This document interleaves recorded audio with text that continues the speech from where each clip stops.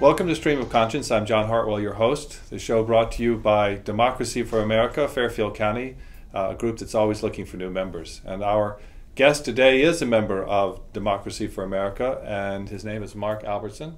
Mark comes from Norwalk and is a researcher at the Army Aviation magazine. He's also a member of the U.S. Naval Institute, which promotes the strength of the American naval forces around the world, but it's a civilian organization. He's authored 3 books, 2 of them having to do with the Great White Fleet that the first President Roosevelt, Theodore Roosevelt, sent around the world.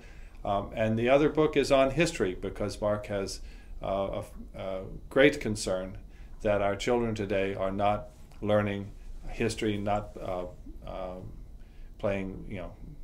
not learning history. And we'll get back to that in a moment. So Mark also teaches at Norwalk Community College in the Lifetime Learners Institute, and he runs several classes there: Turning Points of World War II, the Great Patriotic War, which is talking about the war between the Soviet Union and Germany and World War II, that piece of it, and also other classes around World War II. So you're interested in the Second World War and American history and world history. Mark Albertson is certainly a person to talk to. So thanks very much for coming in today, Mark. Well, thank you for having me here. So today we're going to actually talk about Iraq and a bit of the history of Iraq, how it came to be Iraq in the first place, because in fact there was no country of Iraq prior to World War I. A seminal event, World War I, in the history of the Middle East and of Europe. And so let's talk about, first of all, set the scene. Where is Iraq today? Well, Iraq today is a hub in American Middle East strategy.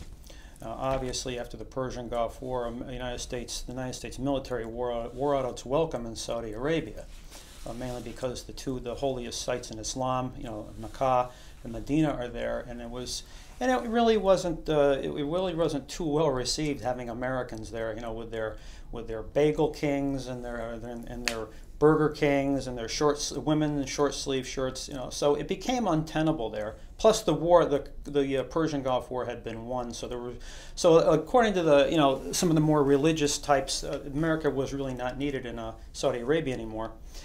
So there had to be another place to establish American military presence, and that place happened to be Iraq after 2003. Iraq is interesting because of the fact Saddam was in power.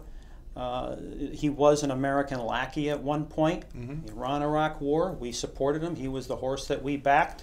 Of course, he outlived his usefulness when he marched into Kuwait in 1990. Of course, he had a $100 billion debt from fighting that war against the Iranians, and the Kuwaitis weren't advancing him any more money. The Saudis were not. So to offset that deficit that he had, he invaded Kuwait, mainly because if he could invade Kuwait and take Kuwait, he could double his oil reserves. That would give him a bigger voice in OPEC to help set the price.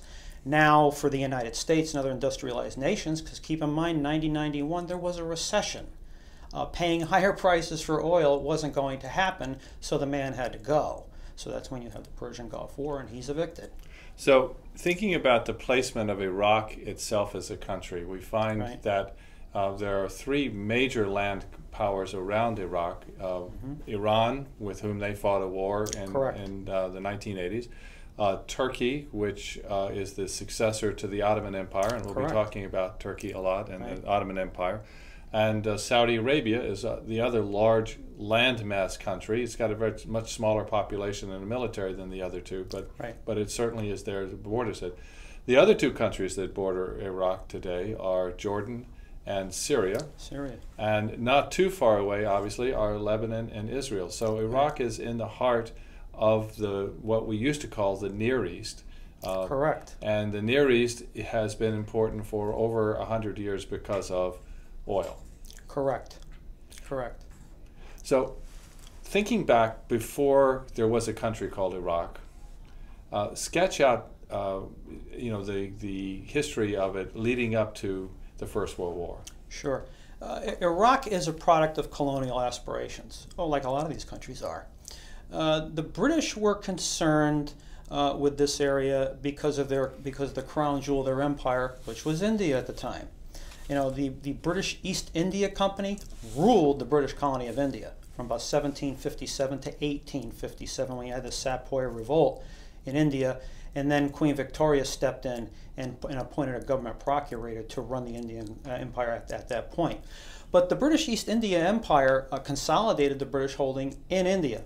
But there was a concern with the French, later the Russians, and then later the Germans at the end of the 19th century, beginning of the 20th century. And that concern was that area we call Iraq. Two rivers, the Tigris and the Euphrates. The British were concerned that some interloper would come down those two rivers, get into the Persian Gulf, go through the Strait of Hormuz, into the Arabian Sea, and finally you're in India at this point. And the British were not going to countenance this. So in 1763, the British East India Company opened up an office in Basra, which is in southern Iraq, the Shia section. In 1768, the British government opened a consulate here.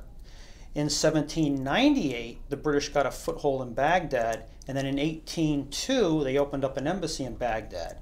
Now, the Mamluks were running the Baghdad Vilayet, which is an administrative district according to the Ottomans. They were running that Vilayet for the Ottomans. And if we looked at the map at that period, what we would see in where we see Iraq and Saudi Arabia and Jordan and other countries today, we would see three different provinces of the Ottoman Empire. That's correct. In what we would call Iraq, you would have the Vilayet of Basra, which is in the south. Right. Baghdad is in the central area of what we would call Iraq, and then the Vilayet of Mosul, which is in the north. Right. Correct. And that's basically there were a lot of Kurds there. Right. So there were three provinces of the Ottoman Empire. Correct. In the 1800s. That's correct. And they were not necessarily associated with each other. They were run separately. Well, right. They had overseers per the Ottoman Empire, but the British began to establish textile factories in these areas. They opened up a telegraph system in 1861. The Mamluks had been deposed in 1831, but the Ottomans did not stop this tie with the British. The British were also beginning to consolidate their hold here, and then you get to the point where it's interesting here, because toward the end of this century, the French kind of recede as a threat. The Russians are still considered a threat, because Russia being a landlocked empire, one of the ways for the Russians to move, to expand, is to move south, and that's why the British were concerned with India. But then the Germans come along. You know, in 1870-71, the German Empire is proclaimed in France because they beat the French in the Franco-German War. The Germans begin to become important about after 1890, because Bismarck was not a big one for colonies. After Bismarck was put out of power,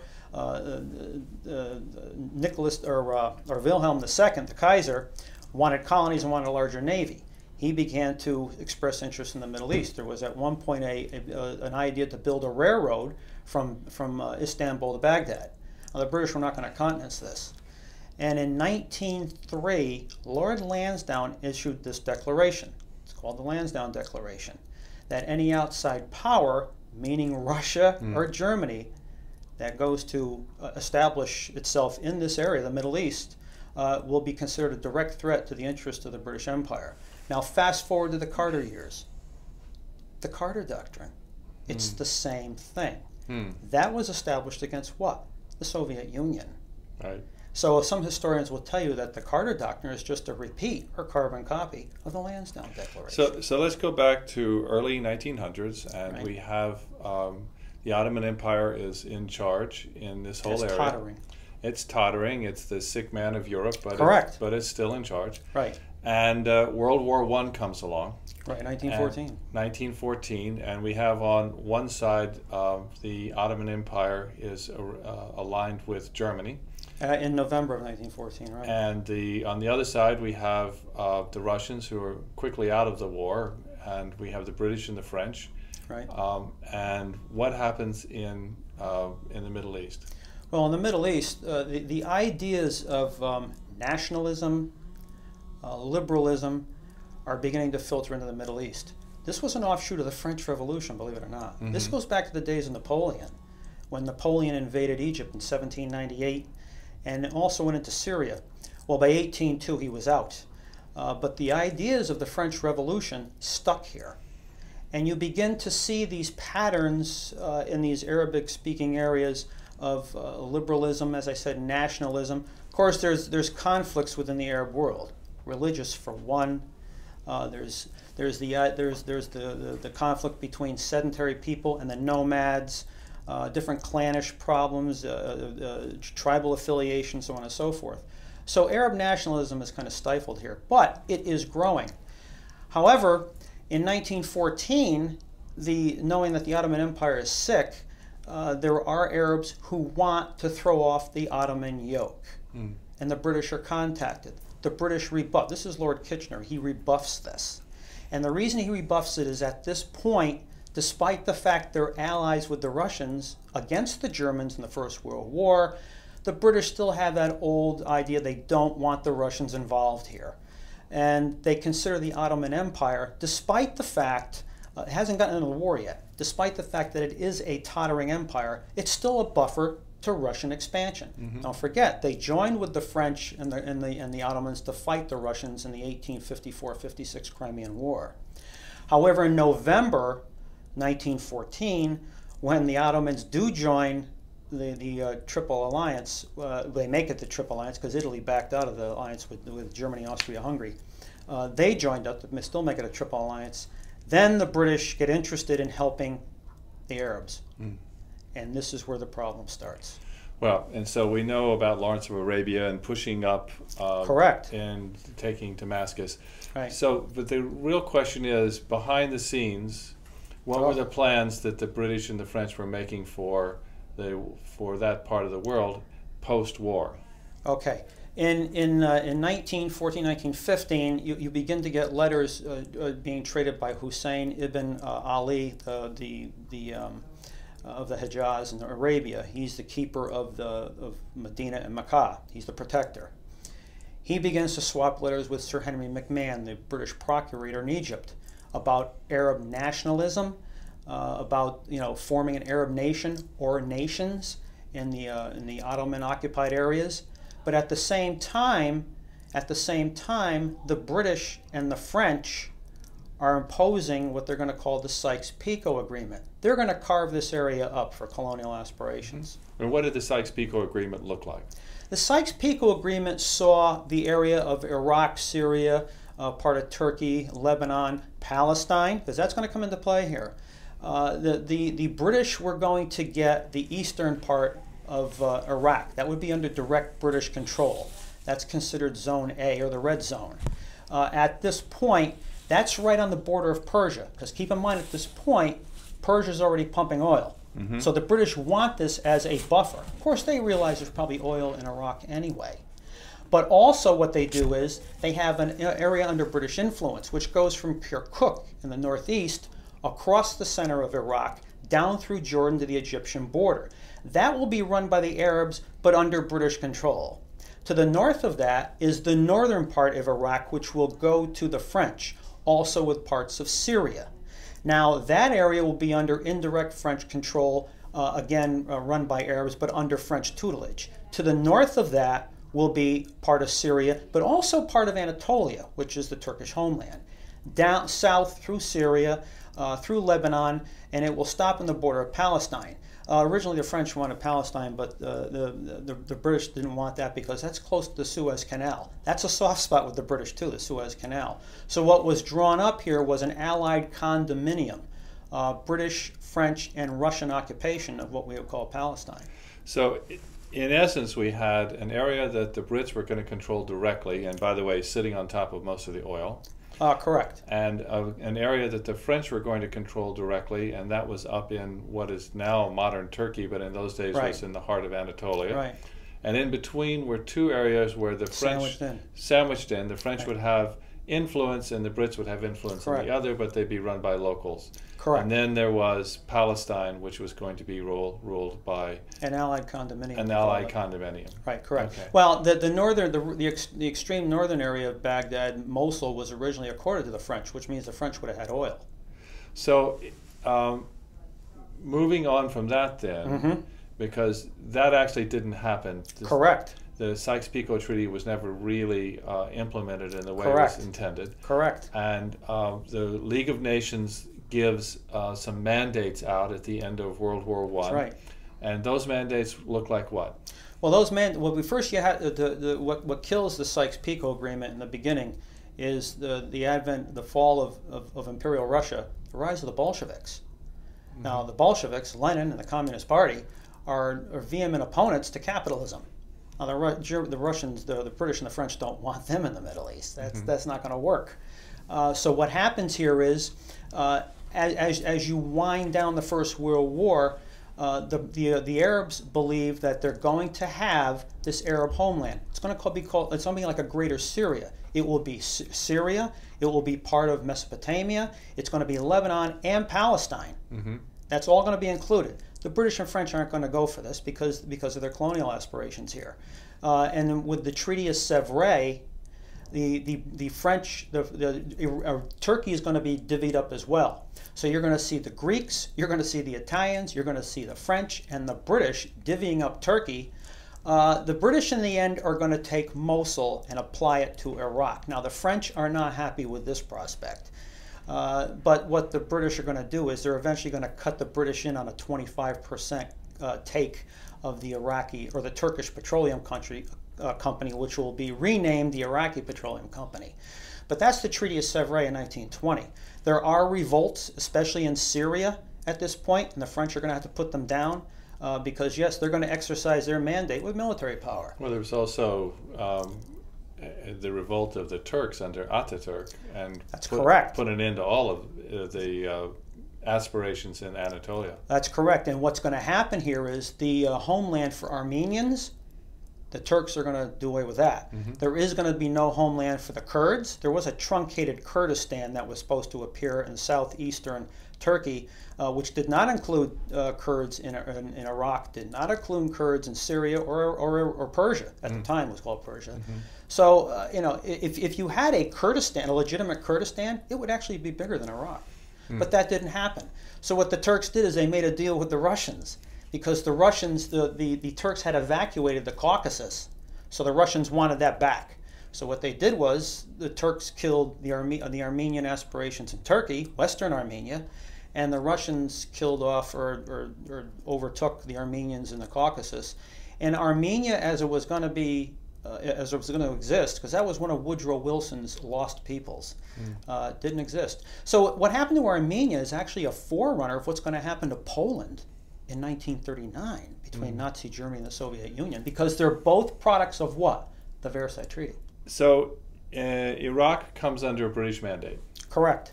And that British mandate extended from the 1920s into the 1930s. 1932, October 3, 1932 is when the mandate runs out. Iraq is considered it's not the Kingdom of Iraq anymore, it's considered an independent nation. It joins the League of Nations. However, in 1930, Nuri Sayed, who was the so-called Prime Minister of Iraq, signs an agreement with the British in 1930. This is 2 years before the British are supposed to evacuate. That agreement, all oil in Iraq would revert to British control. The British have the right to put troops in Iraq anytime they want. They could use Iraq as a transit point for troops going through from one end of the Middle East to the other if they want to. Iraqi military bases would eventually revert to British control. So the British are not going to be pushed out of Iraq until 1958. And what happened then? They're there a long time. Well, there was a revolution in 1958.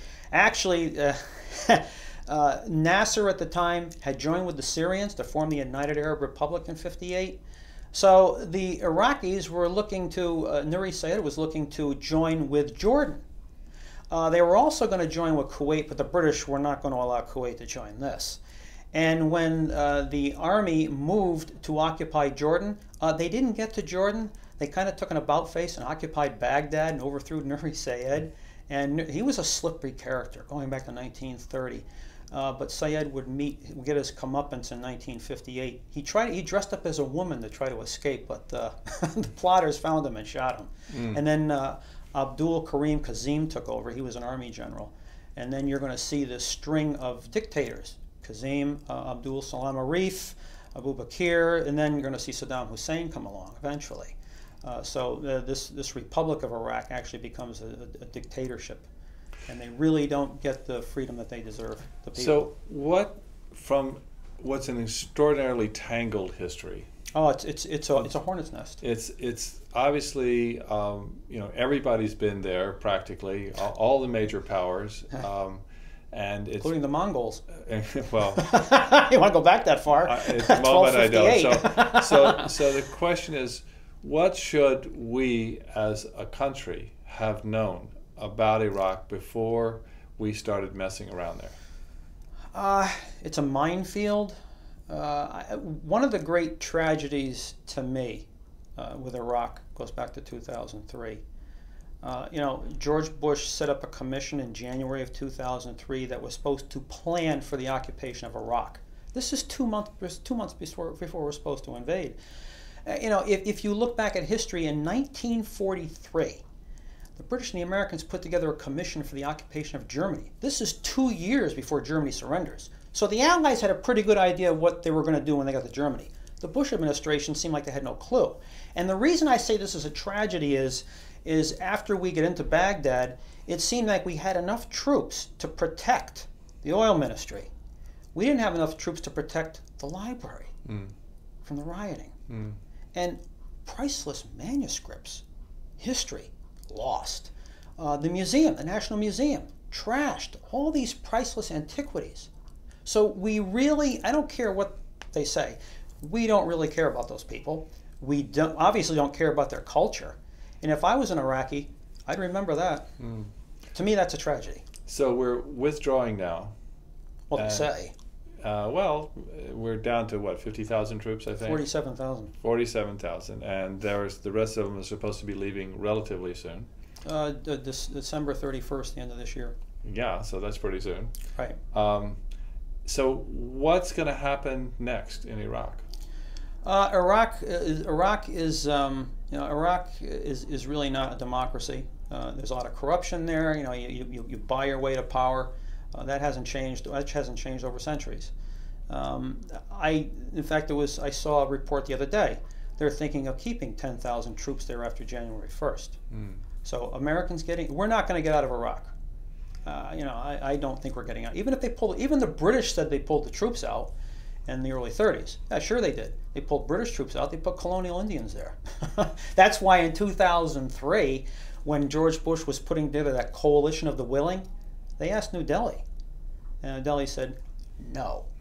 Been there, done that. Right. I want to go back. Well, hopefully they will pull all the troops out soon. And the contractors. And the contractors. And we'll let Iraq go back to being Iraqi. Hopefully. Yeah. Well, thanks very much, Mark, for coming in. Oh, you're more than welcome. Thank you. An interesting whirlwind tour through a very complex country. Very complex. And now, for a Stream of Conscience commentary with Anne Galloway.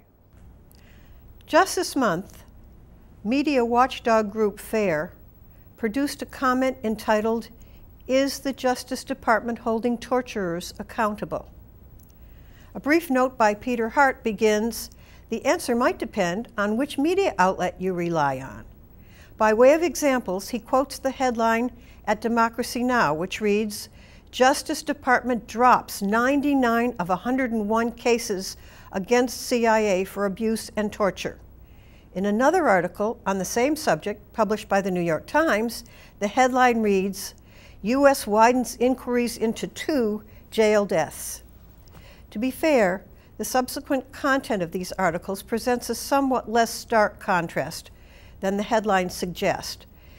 Nevertheless, in the abbreviated world in which we now live, where texting often replaces literate conversation, failures of our fourth estate have become legion, and criticism of the powers that be, now are routinely soft-pedaled. For example, the same Times article quoted a number of officials who suggested that investigations of this sort were damaging to the reputation of our security services and therefore should not have been undertaken at all. This is dangerous talk in a country claiming to be a democracy. In a related matter, we have learned from The Guardian that Rupert Murdoch's media empire in the UK finally has come under serious legal scrutiny. Does anyone think we are immune from similarly patent illegal shenanigans on this side of the pond? Once America's most respected newspaper, The Times suffered seriously under Bill Keller. It remains to be seen whether the so-called news section will improve now that Jill Abramson is at the helm. In the meantime, the departure of op-ed columnists Frank Rich and Bob Herbert represents serious losses. Our local media is a mixed bag, but cutbacks everywhere affect investigative journalism, and patently political agendas, such as that which spews forth on Fox News, imperils America's grand experiment. A democratic form of government is predicated upon an informed electorate, which for the most part no longer exists. Add into this mix the Citizens United decision, which enables vested interests to line the pockets of politicians who will do their bidding, and for that matter also permits virtual monopolies in some media markets, and you have a recipe for disaster. This is a Stream of Conscious commentary. I'm Ann Galloway. Thank you for watching. That's our show for this week. We hope you enjoyed it. If you're interested in learning more about progressive political action in Fairfield County, please check out our group, Democracy for America. We meet the first Wednesday of every month at the Silver Star Diner in Norwalk from 7 p.m. to 9 p.m. We're always looking for new members. Remember, change is possible, and you can make it happen. This has been Stream of Conscience, brought to you by Democracy for America, Fairfield County. I'm your host, John Hartwell. Hope to see you again soon.